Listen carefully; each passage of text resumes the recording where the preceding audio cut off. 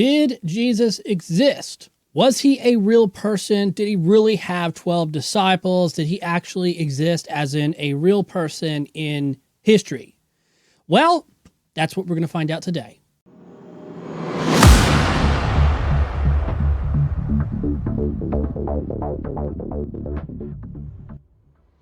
Hi there, welcome to my channel. My name is Adam Jordan Clark, and today I'm going to be talking to you about the existence of Jesus. That is, the physical or historical existence of Jesus. And the reason why we have to deal with this situation is simply because there's a group of people on the face of the planet. They're a minority, a very, very small group of people, that is. But they just so happen to be a group of people who have really loud voices. And so they tend to put a lot of doubt or skepticism into people's minds. And this is not the good doubt either. This is the skeptical skepticism, or the doubters of the doubters of the doubters, if you will. Because I'll have you know that on this channel, we accept doubt and we accept skepticism 100%. We very much affirm critical methods. We very much affirm critical scholarship. And lots of times critical scholarship definitely includes some level of doubt. So we don't disregard doubt here, but we do disregard doubters of the doubters of the doubters of the doubters, which would be the people in the mythicist crowd. People who are going around saying that Jesus didn't really exist.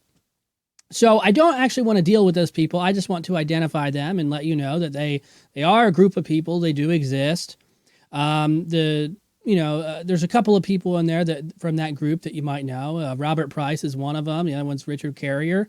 And they're really smart people, and they have really great stuff to say. And their perspective is actually pretty good. It's very well thought out. And I actually really don't have much bad to say about them other than the fact that they're pretty smart people. And they definitely have a perspective that nobody really agrees with them on. But their perspective, even though it is doubting of the doubting of the doubters of the doubters, it still is pretty smart. Now, here's the thing. These people have been trained in some historical things. They both have PhDs, so they know the methods. They understand this stuff. But there's a big difference between those guys and all the other people who are just going around saying, we don't think Jesus is real. And so this kind of, is a problem. It's one thing to be trained in this kind of stuff and know how to talk about it and actually have valid points. And then there's all the other stuff. So I actually don't want to address people like Richard Carrier and Robert Price. Again, I think they're very brilliant people. I think they're very smart people, very educated, and they've done a lot of research. And even though I disagree with them, I still think that they have some valid points. But I don't want to talk about them. I actually want to talk about the other people who are going around saying that Jesus isn't real or that Jesus never existed. And basically what I want to tell those people is, first of all, you should do some research. That's number one. And number two, you should do some more research. And then you should do more research after that. And research is not a Google search. So the type of stuff that I'm talking about is a little bit higher end. It's going and finding real critical scholars who work in this area. But before we get too far into this video, let me just tell you about my YouTube channel and what we do on this YouTube channel. First of all, we're a Bible study channel, which is actually kind of weird because there's not very many Bible studies on YouTube, but this is a Bible study channel. Let me be explicit about this too. This is not a Bible study channel that's done at a church, because we're not a church. I'm not a church. I'm not a pastor, and I'm not pastoring a church. So we're not connected with a church. We're not affiliated with a church, and we're not really we're not a ministry either. We're not connected with a ministry either. And so what this is actually a sort of like an internet Bible study that does not have religious affiliations, that does not have dogmas. We're very much open to not only Christians who want to participate in these conversations, but also atheists and agnostics. Because believe it or not, there are a lot of atheists out there, and there are a lot of agnostics, and there are a lot of other people of other faiths, if you will, or other religions or persuasions or whatever you'd like to call that stuff, who generally like studying the Bible. They generally like talking about the Bible. They like having intellectual conversations about the Bible. And most importantly, they like learning about the Bible. And so what we're trying to do here in this community is build a Bible study community that is a community of people who really want to study the Bible from an honest perspective and a truthful perspective, or at least at the highest ability of doing that, because we don't have all truth, and none of us can actually be honest in a 100% way, because we all have our own agendas. So therefore, we're not all honest.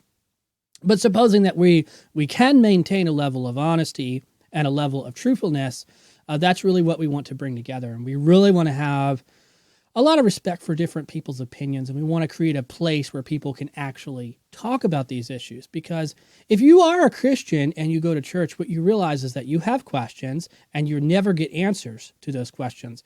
Because a lot of times the questions that you're really asking, the questions that are like deep in your heart, the church can't answer for lots of reasons. But one of the big reasons why they can't answer the question is because you're asking questions that are off limits. For example, the question of, was Jesus divine? If you really ask this question, you go to church and you say, hey, pastor, was Jesus divine? They're going to say, of course he was divine. We have all these councils and all this history and yada, yada, yada, yada, yada. Well, what they're not telling you is all the other stuff that was involved in this whole situation.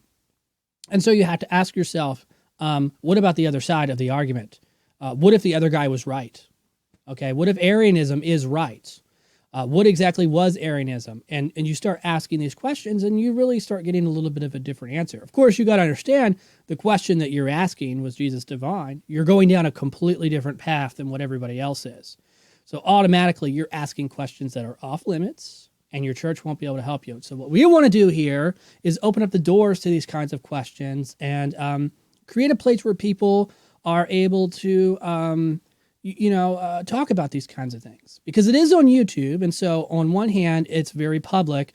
On the other hand, it's also kind of very private, because it is in fact so public. And what people tend to do is create fake names, fake usernames, if you will, and basically hide behind a pseudonym.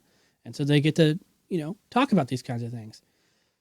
So what I'm trying to tell you is that, if you want to be secret about your identity, you should be secret about your identity. And if you really want to have these conversations, you should have these conversations. And I'm just trying to be one of the many people who are trying to create a space or create a way to have these kinds of conversations where you're not going to lose your career over it, you're not going to be beat up over it, and you get to say what you want. So answering the question, did Jesus exist?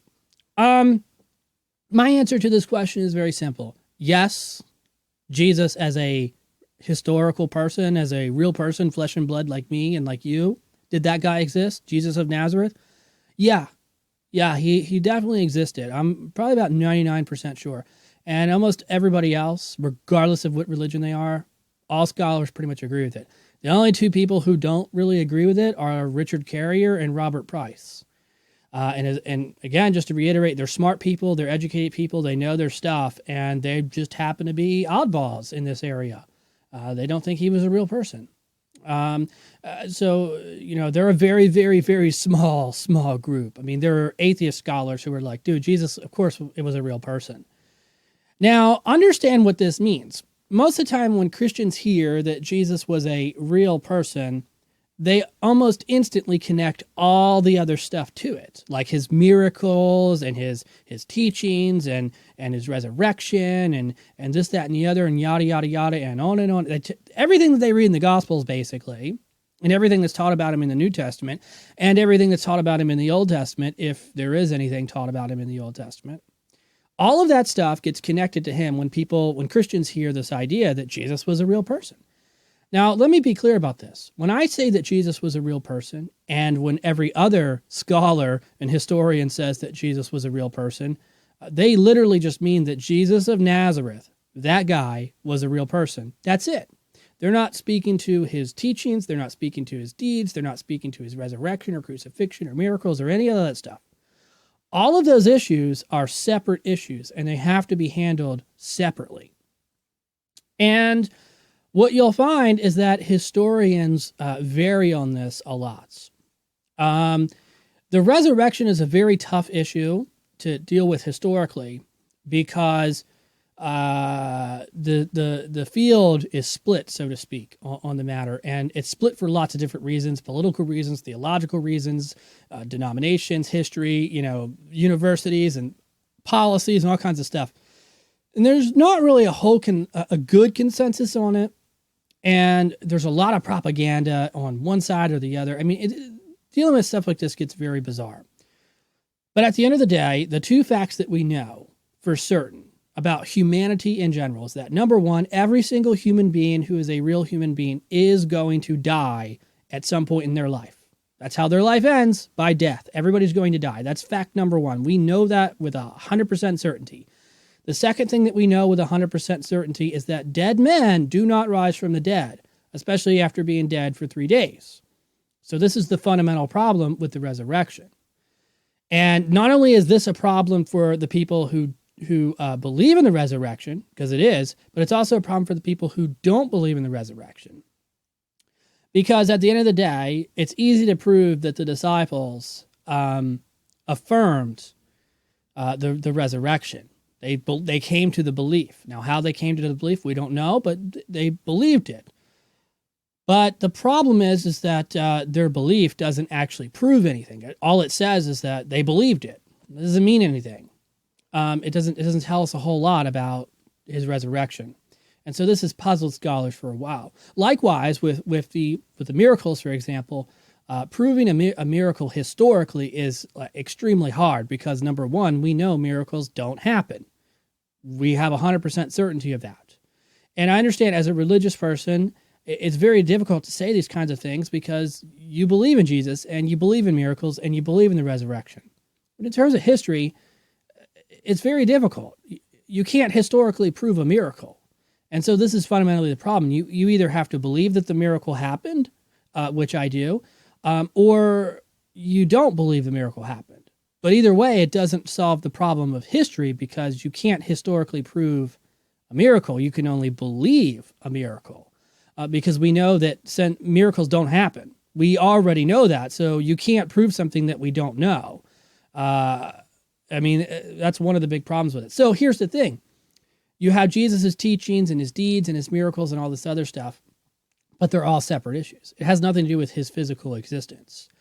How do we know that Jesus was a real person? Well, to not get into the evidence, we'll make another video about that, but just to brush over some of the stuff real quick. We know that the Apostle Paul was a real person. We have his writings. We have at least 7 letters that he wrote using secretaries. That'd be like Romans and Philippians, Philemon, First and Second Corinthians, First Thessalonians, and there's another book in there, I think.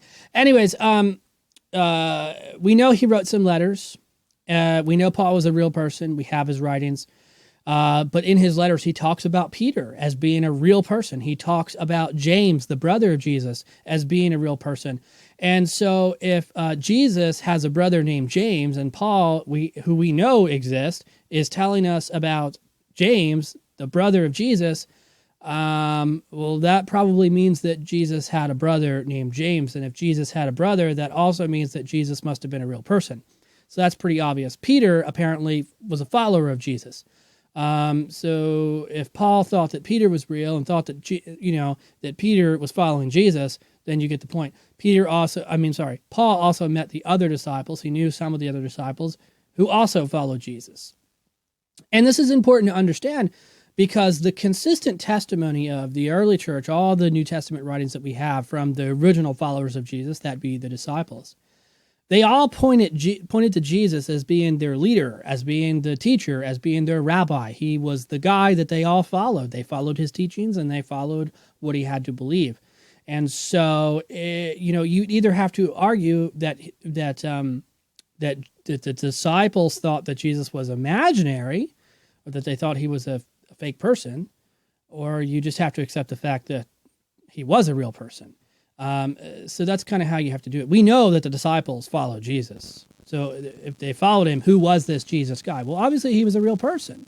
We also have some other writings that are not in the Bible, like Josephus, for example. He mentions he mentions Jesus. He mentions Pilate. He mentions James. And so we have other sources that talk about the existence of Jesus as being a real person. That's all. That's all we have is him just being a real person. So we know Jesus was a real guy. We know he was a teacher of some sort. We know he was a Jew who lived in Palestine. He's probably from Nazareth, which is Galilee. It's a little city in Galilee. We're pretty certain of that. Almost all scholars agree on this stuff. There's nothing really to dispute. So basically, in the simplest form, if anybody ever says Jesus wasn't a real person, I mean, you could just tell them that they're wrong simply because they're wrong. If you think that Alexander the Great was a real person, you should most definitely think that Jesus of Nazareth was a real person, because we have more evidence for Jesus than we do of Alexander the Great. For a long time, I'll tell you this, for a long time, scholars doubted the existence of Pontius Pilate. They doubted his existence because they read the Gospels and they said, doesn't make any sense that this guy would be real. This story seems very fictional to us. And then some time ago, they actually found a stone, a little rock. You can look it up. It's called the Stone of Pilate. It actually has a little inscription on there. This little stone is about this big. It's an inscription on there. It says, this is Pontius Pilate, the prefect of Judea. And it's dated to the 1st century. And so Pilate was a real person, and he crucified Jesus. So, and the more that archaeologists use the Bible, use the Gospels, they find all kinds of stuff like this all the time. So there's really nothing to doubt. The only big doubt that really exists is on miracles. And why does doubt exist on miracles? Well, because miracles don't happen. We know that with 100% certainty they don't happen. And so this proposes a little bit of a problem. How do you establish something historically that we know never happens in human history?